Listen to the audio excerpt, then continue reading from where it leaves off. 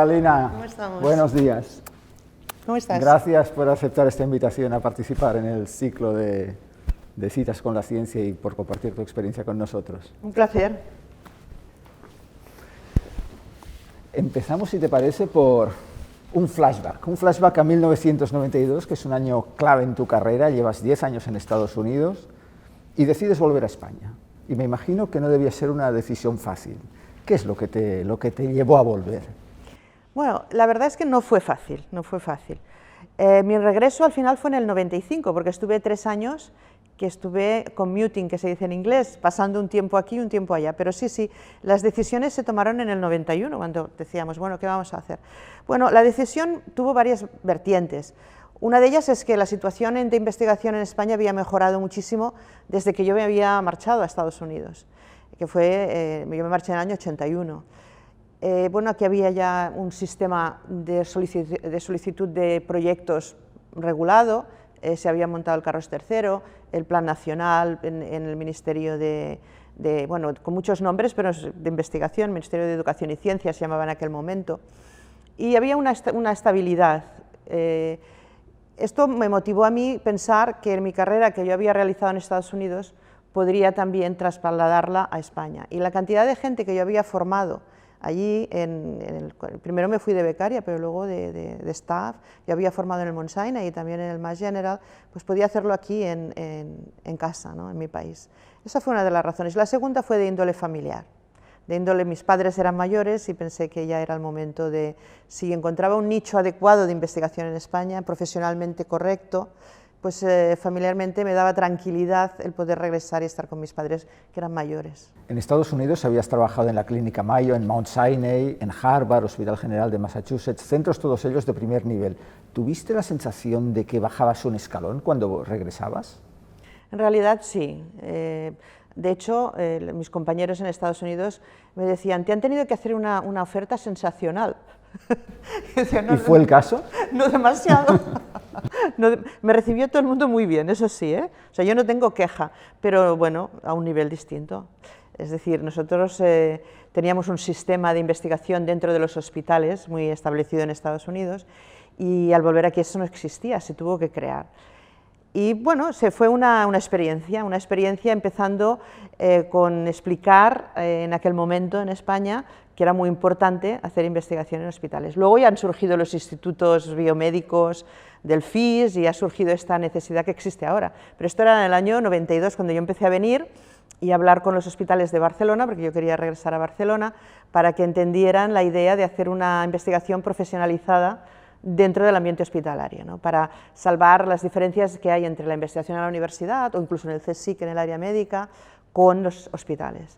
Y de esto hace ya 24 años, en todo este periodo, con los altibajos que ha tenido la política científica en España, las incertidumbres, ¿hay algún momento en que te hayas pensado que te equivocaste o bien en que hayas dicho, mejor que me vuelva a marchar? Bueno, esto me sucedió al principio. O sea, el engranaje de la forma en que tú trabajas y tu manera de pensar con la situación de aquel momento en España, pues era muy distinta. Y eso me obligó durante un tiempo a pensar si realmente la iniciativa del regreso era apropiada. Pero sí que, como tú dices muy bien, fue unos años en donde yo decía, bueno, me he de plantear si aquí monto algo que tenga cara y que tenga la posibilidad de tener una perspectiva internacional, no solo a nivel español. Y en esos 3 años fui viendo que el interés por lo que yo proponía era alto, pero que no había mecanismos y tuvimos que crearlos. Y tuve personas clave dentro del sistema médico-científico en Barcelona que supieron verlo y supieron apoyar la idea. Por eso, pues en este momento tenemos el instituto dentro del Hospital de la Santa Cruz y San Pablo. Y llegados a 2016, ¿cómo valoras la situación en que estamos ahora comparada con la que había cuando regresaste? Bueno, la situación en el 2016 no es mejor. En el 2005 era mucho mejor.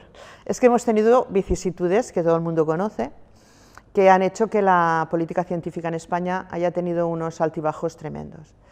Las cosas iban bien, Nosotros cuando creamos el Instituto Catalán de Ciencias Cardiovasculares era un momento en el que había un optimismo tremendo porque la investigación que se hacía era de alto nivel, teníamos cantidades de dinero aceptables para poder contratar expertos internacionales, pero tuvimos un altibajo, bueno, un bajo, no puedo decir alti, en el año 2008, que se congeló absolutamente todo, y eso hizo que, claro, en este momento aún estamos por recuperarnos. Yo tengo un temperamento optimista y yo creo que dentro de 2 o 3 años las cosas mejorarán, pero bueno, es complicado porque quien nos ha dirigido en estos últimos años no ha visto el impacto y la necesidad que hay para tener una investigación sólida. Y eso es a veces muy difícil de recuperar. Pensando a nivel de país, ¿piensas que un país en el siglo XXI puede prosperar económicamente si no cuida su investigación? No, es un grave error. Yo creo que un error que a veces pienso que viene de la falta de tradición en creer en la investigación que ha tenido este país. Este país creía pues, en la capacidad de su pueblo en las humanidades, pero no en la ciencia. Por eso tenemos pocos role models que se alarguen al siglo anterior, tenemos muy pocos, se pueden contar con los dedos de la mano. Y eso ha hecho primero pues, que cuando hay situación de crisis el gobierno no le importa cortar en investigación. Y eso es lo que hace que no tengamos una tradición científica sólida. Y yo creía que con este nuevo siglo íbamos a superar esa deficiencia y los últimos años han sido un poquito de lo mismo, ¿no? Pero con el optimismo que yo digo que yo tengo, yo creo que esto se va a superar, porque hay gente muy buena. Hay gente muy buena que en los últimos años han tenido que irse, pero quizá podrán regresar, esperemos, los podremos recaptar y además traer gente internacional, o sea, gente que no es española, que son europeos e incluso americanos, para poder trabajar en España. Esa ambición la tenemos todos los que estamos dirigiendo centros y esperamos que las autoridades nos respondan. Hablemos un poco de tu área de investigación, el corazón. ¿Qué te llevó a especializarte en corazón? Bueno, la verdad es que yo era una persona cuando estudiaba que quería hacer investigación, me gustaba el concepto de generar conocimiento, pero lo de dedicarme al corazón fue un poco como ruleta. Pues entré en un laboratorio que hacían fibrinolisis y bueno, pues les gustó mis notas de carrera en aquel momento y me dijeron, bueno, puedes venir, y empecé el verano. Me quedé mientras hacía el último año de carrera y luego ya me dieron una beca. Entonces empecé en aterosclerosis.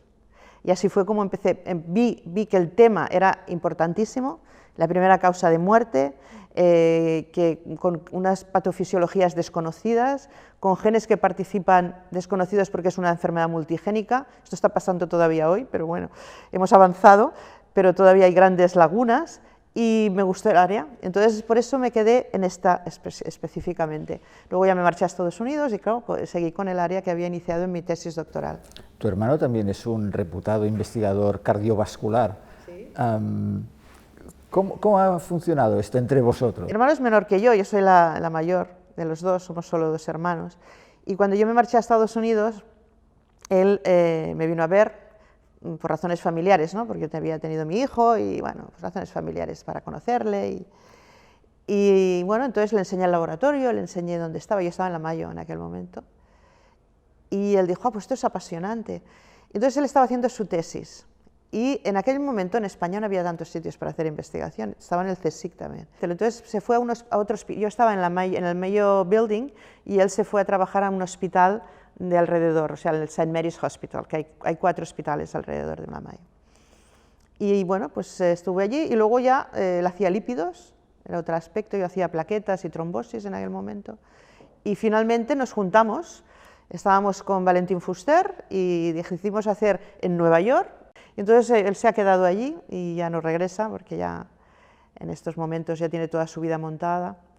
Gracias a vuestra investigación y por supuesto a la de otros grupos, el infarto de miocardio, que cuando empezasteis era un drama, causaba una cantidad enorme de muertes prematuras, se ha podido en gran parte controlar. Sí. Y ya, en fin, como problema de salud pública sigue siendo importante, pero no es desde luego lo que era en aquel momento. Eso es así. ¿Lo veis como una victoria gratificante, personal, gracias a que habéis tenido un impacto gracias a la investigación. Sí.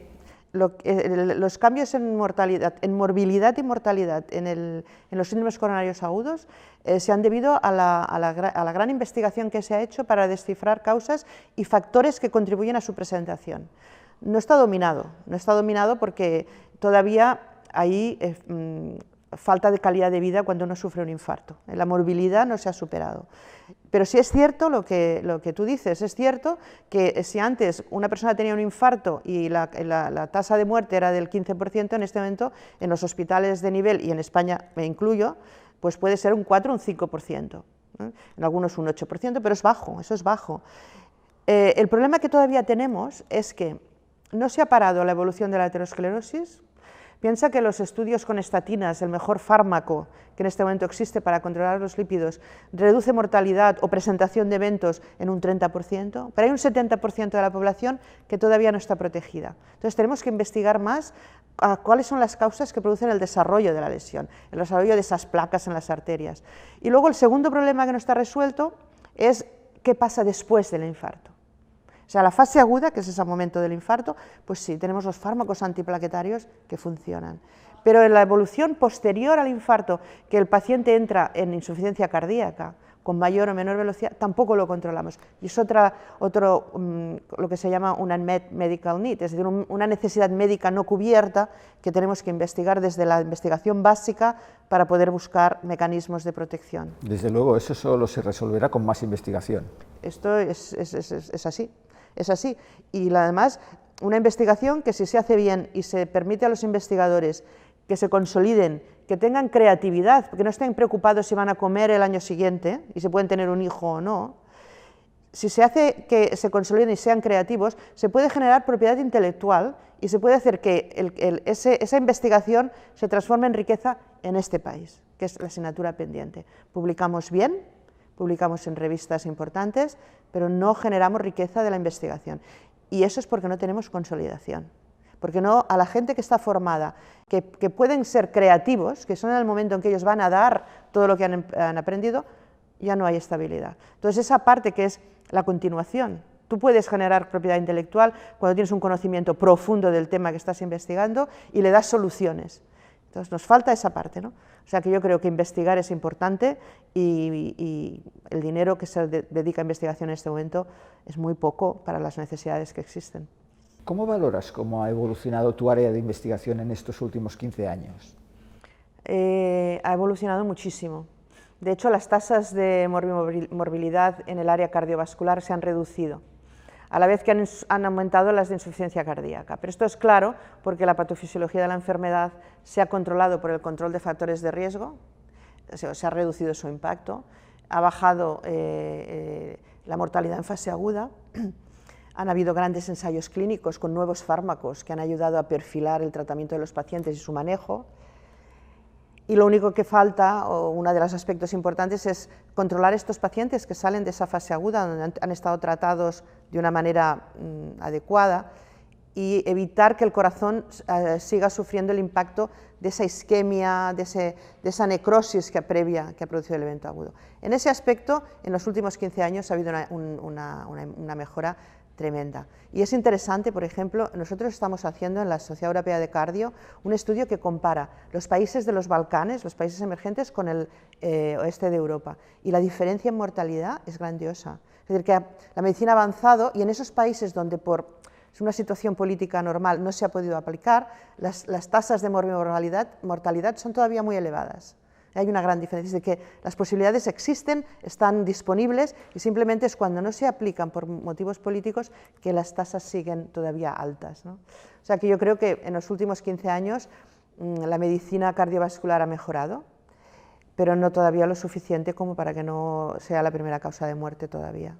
Recuerdo que entrevisté hace unos años al doctor Valentín Fuster y me dijo, a mí lo que más me apasiona es el endotelio. Y tenía un auténtico... Le encanta ayudar en salud pública, la parte de prevención, pero intelectualmente lo que le fascinaba más era el endotelio. En tu caso, de tu área de investigación, ¿qué es lo que más te motiva? Yo no diría una estirpe celular, porque esto es claro, el endotelio Es la monocapa de células que cubre las arterias y que hace de interfase entre la sangre circulante y la pared. Exacto, es la pared interior de la arteria, exacto, de la tubería, ¿no? Exacto. Entonces, en este momento yo creo que estamos haciendo un abordaje más holístico, en nuestro caso, por ejemplo. Nosotros estamos estudiando cuáles son los genes que, enfrente de un impulso determinado, de un factor de riesgo, coordinadamente responden al influjo. Y entonces estos genes, algunos están en el endotelio, otros están en las células musculares lisas, otros están en el sistema inmune, porque la relación del sistema inmune con la pared vascular es altísima. Nosotros hemos hecho un estudio reciente publicado en el European Heart Journal que extrayendo trombos mediante, en el momento del que el paciente tiene el infarto, o sea, tiene un trombo que le está ocluyendo una arteria coronaria, los hemos obtenido por aspiración, por catéteres, y hemos hecho análisis de proteínas con proteómica, y hemos identificado nuevas proteínas que no sabíamos que estaban allí, y lo que hemos visto es que en 3 horas... Esto, ¿qué sientes? No, oye, un placer excepcional, porque avanza el conocimiento. Es que una de las grandes cosas de los científicos, yo creo, a todos pasamos unos ratos fatales, porque por todo lo que hemos hablado hasta ahora, ¿no? Esas incertidumbres, pero el momento del descubrimiento es una cosa increíble, es lo que mantiene nuestra vocación viva. Yo le digo a los jóvenes, vuestro futuro va a ser difícil, yo no os puedo prometer el jardín de rosas, que dice la canción, pero los momentos en los que llegas al descubrimiento son unos momentos en los que toda tu existencia ha valido la pena, ¿no? Y eso lo repetimos, y eso lo hacemos con un trabajo que cada día es diferente. Nosotros nos repetimos, si tú quieres encontrar cosas nuevas, aplicas métodos nuevos. Pues eso nos tiene continuamente en cambio, y eso es un tipo de vida que yo lo aconsejo, pero claro, sin prometer nada, porque aquí es donde no prometes, ¿no? Pero sí que no lo paga el dinero, eso no lo paga el dinero. Y lo que te iba a decir, que el trombo en 4 horas, tú tienes dolor y llamas a los sistemas de sanidad que están montados en el código infarto, que se llama, está en todas las autonomías españolas en este momento. Pero bueno, llamas, te vienen a buscar. Si tú llegas en 2 horas, te hacen una intervención con catéteres para eliminar el trombo. Si tardas más, tu pronóstico es peor. O sea, sabemos que hay que ir rápido, pero no sabemos muy bien por qué. Y este estudio, retirando trombos, nos está diciendo que en 4 horas el trombo es diferente. Aunque esté obliterando un vaso o lo esté tapando, cambia. Y las células del sistema inmune acuden a ese trombo para intentar resolverlo por sí solas, no pueden y hay que ayudarlo, ¿no? Pero te da la idea de que el organismo está preparado para defensas de pequeños insultos que se superan y otros que no, que se queda tapado y necesitas ayuda externa médica. Pero es que es evolutivo y es apasionante. Y queremos saber más, queremos saber cómo algunos se resuelven espontáneamente para nosotros ayudar, es decir, estimular la resolución espontánea de los trombos. Y eso es una área de farmacología que todavía no se ha estudiado, ¿no? La fibrosis espontánea. Y cierro el círculo y me dedico a lo que hice cuando hacía la tesis. Me hablabas de los jóvenes. Sí. Si tú volvieras a empezar ahora, ¿a qué te dedicarías? ¿De nuevo al corazón o tal vez investigarías en otra área que es más emergente o que tiene más campo por recorrer? Sí. Bueno, yo no estoy de acuerdo que la cardiología no tenga campo por recorrer, porque la cantidad de personas que tienen un infarto prematuro es alta. En un momento determinado se creyó que lo habíamos controlado todo. Y ha pasado varias veces, ¿eh? Tenemos que ser humildes, ¿eh? También tenemos que ser humildes porque no conocemos una parte y no conocemos el todo. Y la patología humana es complicada, es mucho más complicada que en animales más inferiores en la escala filogenética. Entonces, cuando tú te crees que lo has hecho, resulta que sale algún otro gen, alguna otra regulación, que en muchos casos es redundante, por eso somos una especie superior, que te bloquea lo que creías que habías solucionado. Por tanto, yo creo que el recorrido de la cardiología es alto, pero sí es cierto que hay áreas que están a tiempo cero. Y esas son las neurodegenerativas, que desafortunadamente se diagnostican clínicamente, pero hay muy pocas cosas a hacer, muy poca farmacología disponible, toda está en este momento en ebullición. Pasa lo mismo con la oncología y pasa con las enfermedades que están asociadas a la inmunidad, que se están empezando a conocer y se conoce todavía poco. O sea, que hay áreas en que están peor porque se ha invertido menos, se ha investigado menos. Entiendo que te dedicarías o bien a cardiovascular porque te apasiona, Sí. o bien a neurociencias porque es un campo también Sí. que te promete esta Muy virgen. euforia del descubrimiento, ¿no? Exacto. Sí, Y sí. si volvieras a empezar, ¿harías como hiciste de marcharte? Sí. Yo creo que ¿A marcharse... dónde? ¿De nuevo a Estados Unidos? No, en aquel momento la diferencia entre Estados Unidos y Europa era alta. En este momento en Europa hay buenos centros. Inglaterra ha invertido muchísimo. Alemania ha invertido en investigación muchísimo y hay centros que están haciendo buena ciencia. Suiza. Yo creo que todos los investigadores deben irse y pasar un tiempo fuera. No es necesario quizá irse como me quedé yo 15 años en total de mi experiencia extranjera, pero sí es bueno ver a criterios de investigación distintos a los que conoces en tu medio, en tu entorno. Y por eso siempre los investigadores tienen que tener este concepto de movilidad. Hay una última cuestión sobre la que te quería preguntar la opinión, que es el tema de las mujeres investigadoras. Hay una concienciación creciente sobre las dificultades que tienen las mujeres en general para acceder a los máximos puestos y niveles de investigación. Y esto persiste. ¿Qué opinión tienes al respecto y cómo se podría paliar? Y si te lo has encontrado o no. Es cierto que existe un techo de cristal que hace que las mujeres que están en números elevados en los niveles iniciales de las distintas carreras, ya sea en investigación, en la universidad, en los hospitales, no llegan a jefaturas, ya sea direcciones de centros, catedráticas, profesoras del CSIC o jefes de servicio. No llegan. ¿Por qué crees que ocurre esto? Entonces, es complicado y creo que esto merece un análisis profundo que lo estamos haciendo en distintos grupos. Yo estoy en el board de la Europea de Cardiología y ahí hemos creado una comisión porque pasa lo mismo a nivel europeo, no es un problema español, es un problema internacional. Y pasa en América menos, pero también pasa. Es complejo en varios aspectos. Uno, que el mundo nuestro está regulado por el Old Boys Club, que se dice, el club de los viejos amigos, no amigas. Y el club de los viejos amigos, por default, que dicen en los ordenadores, ¿no?, siempre invitan a las actividades que hacen progresar en la escalera de progreso profesional a hombres, porque tienen esa facilidad de invitar a compañeros a diversas actividades. Entonces, en ese aspecto la mujer queda un poco atrás, aunque en las universidades están igual, en los primeros estadios. Eso hace que se queden atrás.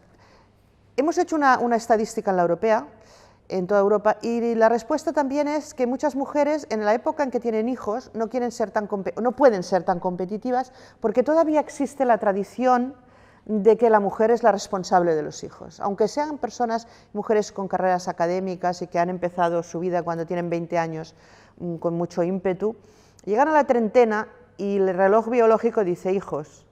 Y eso hace que detengan un poco esas primeras etapas. Cuando han pasado 10 años es muy difícil que tú te incorpores a una carrera digamos, de primer nivel, en donde quieres estar en las conferencias, en todas las plataformas que son más competitivas, porque llevas unos años de calage, ¿no?, Pero de el retraso. capital intelectual lo sigues teniendo.